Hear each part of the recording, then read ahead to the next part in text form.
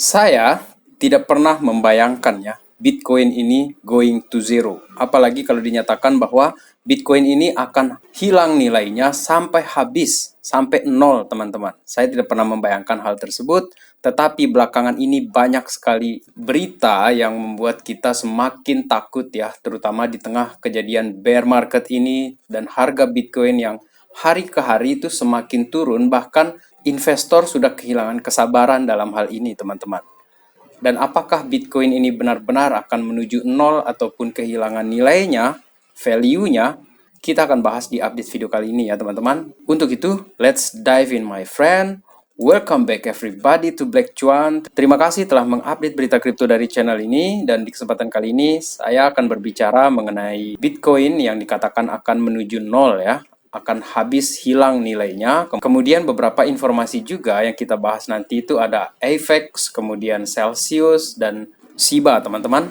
Tetapi sebelum itu, bagi teman-teman yang mungkin berinvestasi di kripto dan baru datang di Black Cuan sekarang ini, you might consider to like the video and subscribe the channel. Dan jangan lupa juga untuk membunyikan loncengnya ya teman-teman, supaya kalian mendapatkan notifikasi ketika saya mengupload berita mengenai kripto yang berikutnya ya. Baik, terima kasih. Dan untuk yang pertama di sini akan saya bahas itu mengenai BNB teman-teman, terutama yang kaitannya dengan BNB Change ya. Karena sekarang ini Trader Joe Dex and JuPex NFT Marketplace ya expand to BNB Chains, dan ini berkaitan dengan NFT kemudian Dexisnya dia ya, si Trader Joe ini, dan dikatakan bahwa mereka ini melebarkan sayap mereka terutama di bidang NFT marketplace mereka dan decentralized exchange mereka itu ke dalam jaringan BNB Chains teman-teman.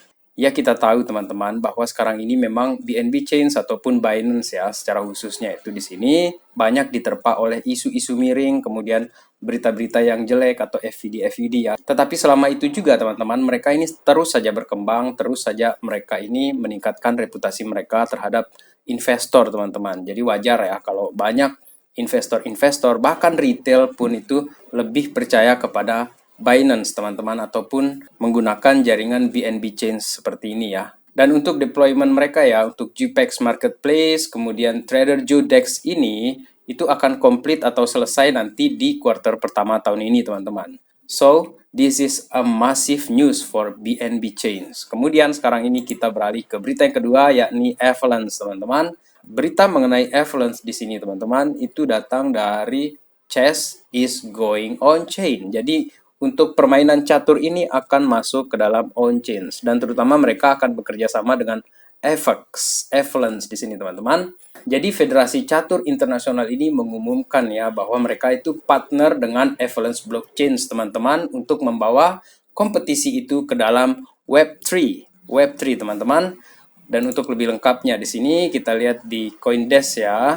Jadi kemitraan ini ya menurut VD di situ ya kepada Avalanche Blockchain itu dikatakan bahwa ini akan menciptakan efisiensi operasional ya untuk pemain dan federasi serta meningkatkan integritas games. Dan integrasi ini ya akan bisa membuat mereka itu gampang menerbitkan data turnamen, kemudian peringkat pemain di on-chains, serta kumpulan-kumpulan hadiah turnamen yang diselenggarakan oleh FX ini nanti. Dan kerjasama ini ya akan menempatkan Avalabs itu ya, yang merupakan developer di balik blockchain Avalanche itu, dia akan menjadi sponsor unggulan ya di turnamen catur fisik di seluruh dunia ataupun di kejuaraan-kejuaraan catur dunia, bahkan di Olimpiade catur teman-teman.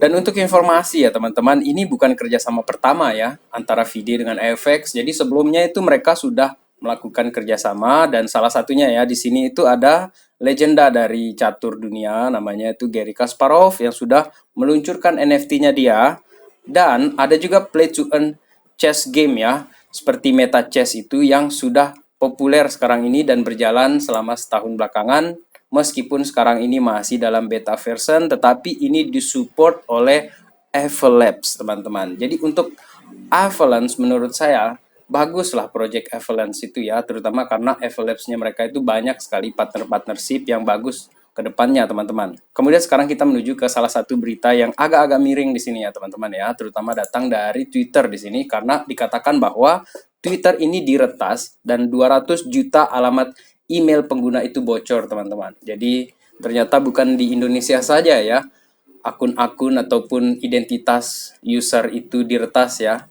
Ternyata Twitter juga kena retas ini teman-teman. Dan menurut berita di sini, peretasan ini justru dianggap terjadi itu di tahun 2021. Jadi kejadiannya sebelum Elon Musk ini mengambil alih Twitter teman-teman. Dan ini merupakan tantangan yang serius ya untuk si Elon Musk, dan saya berharap ya di tangannya Elon Musk ini Twitter akan bisa bagus dan dia bisa mengatasi masalah-masalah seperti Twitter hacks tersebut ya teman-teman ya.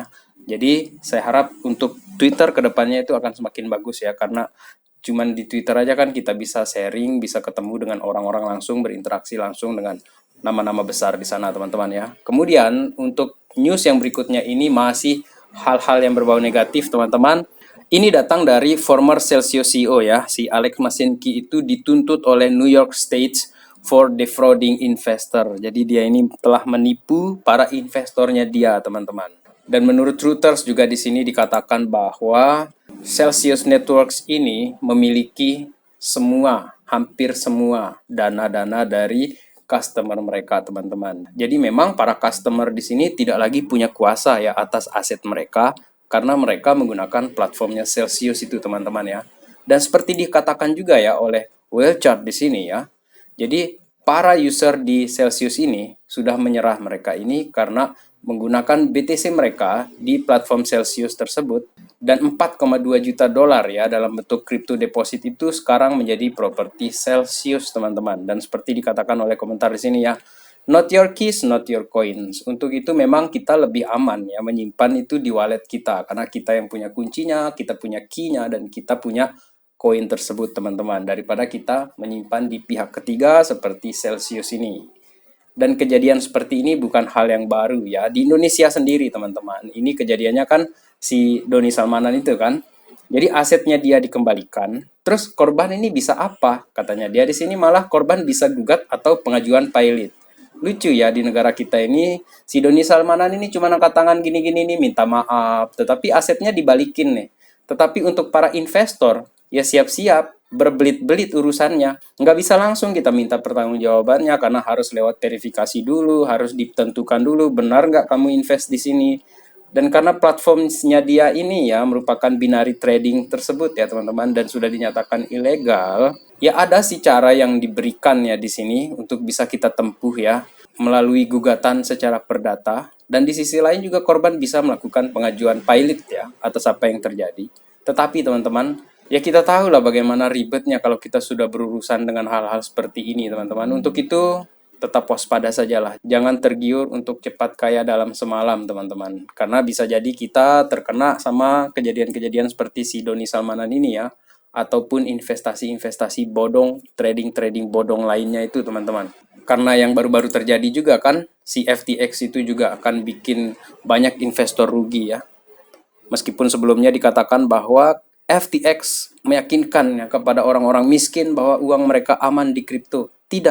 Tidak teman-teman. Ini salah satu contoh di sini diuraikan ya mengenai pengalaman pribadi salah seorang warga Amerika Serikat yang memasukkan dananya, tabungan kehidupan keluarganya dimasukkan ke FTX dan dia rugi, nggak bisa ditarik uangnya teman-teman. So, untuk teman-teman di luar sana yang sedang riset atau sedang mencari untuk tempat investasi terutama di kripto, please do your own research dan pastikan untuk berdiskusi dengan ahli-ahli keuangan atau minimal orang yang sudah berpengalaman seperti itu teman-teman ya. Sementara untuk konten Black Cuans di sini ya, saya hanya menyampaikan berita dan sharing opini saya teman-teman, bukan untuk menjadi penasehat keuangan kalian ya. Oke, saya lanjutkan di sini. Sekarang ini kita beralih menuju ke Shiba Inu teman-teman. Ada kabar menarik ya untuk Shiba Inu bahwa sepertinya Shiba Inu ini akan mengalami tren yang positif teman-teman. Dan hal ini terjadi gara-gara Shibarium-nya itu sudah mendekati launch, network launch itu sudah dekat teman-teman untuk Shibarium. Kemudian di dalam kejadian ini teman-teman ya, ada Shibarium team itu mengkonfirmasi bahwa bond ini akan menjadi token yang akan digunakan di dalam Shibarium tersebut teman-teman sebagai gas fee-nya. Jadi bond ini semacam token lapis kedua lah untuk Shiba, kemudian Shibarium ini akan dijadikan sebagai gas fee ataupun biaya transaksi lah, seperti itu teman-teman. So, this is good for Shiba. Jadi untuk yang Shiba Army, yang sudah setia dengan Shiba, Menurut saya ini bagus ya berita untuk Shiba ini. Tetapi jika teman-teman punya pendapat yang sebaliknya mengenai Shiba, jangan ragu juga ya untuk menulisnya di kolom komentar teman-teman. Dan kemudian sekarang kita beralih ke Bitcoin teman-teman. Seperti yang saya katakan di awal video ya. Saya tidak pernah membayangkan Bitcoin itu akan zero, Bitcoin akan hilang nilainya sampai habis, sampai nol. Itu tidak pernah saya membayangkan hal tersebut teman-teman. Bahkan sejak saya mengenal Bitcoin pertama kali, itu saya mempelajari, saya membaca banyak jurnal di sana tentang Bitcoin pada tahun 2018 ya waktu itu. Banyak yang menyatakan akan nol Bitcoin ini. Tetapi sampai 2023 ini teman-teman, saya masih belum melihat pertanda ke sana. Dan meskipun begitu ya, ternyata Charlie Munger ini merupakan tangan kanan ya, tangan kanan dari Warren Buffett. Dia katakan Bitcoin very likely, itu sangat mungkin pergi ke nol, going to zero. Sangat mungkin katanya dia di sini. Oke, saya tahu dia ini seorang anti kripto, ini adalah investor-investor yang sudah kelas-kelas boomer lah, saya katakan seperti itu ya. Mereka ini berinvestasi di perangkat-perangkat keras seperti itu. Jadi wajarlah mereka mengatakan seperti itu. Dan tidak hanya sekedar Charlie Munger ya, yang merupakan tangan kanan Warren Buffett. Di sini juga dikatakan dari New Today juga ini, Peter Schiff juga sudah mewarning bahwa Bitcoin is headed to zero. Bitcoin ini sedang menuju ke nol. Bitcoin akan hilang nilainya sampai habis, sampai nol teman-teman. Ini diyakinkan oleh si Peter Schiff ya. Dia mencoba meyakinkan orang lain, tapi saya tidak yakin. Oke? Terserah kamu mau bilang apa Peter Schiff. Saya tidak percaya Bitcoin menuju nol. Kemudian di sini ada satu analisa yang objektif di sini dari Peter Brand ya, seorang traders veteran ya teman-teman. Dia ini menyatakan bahwa memang ada kemungkinan Bitcoin itu bisa sampai nol. Peter Brand ini memang menyatakan bahwa Bitcoin bisa dia ke nol itu bisa. Tetapi dengan satu kemungkinan katanya dia. Jika terjadi catastrophic event atau skenario itu sudah tidak bisa diatasi lagi, dia bisa turun 50% lagi, 100% lagi, sampai ke nol dikatakan oleh dia, memang potensial ke nol.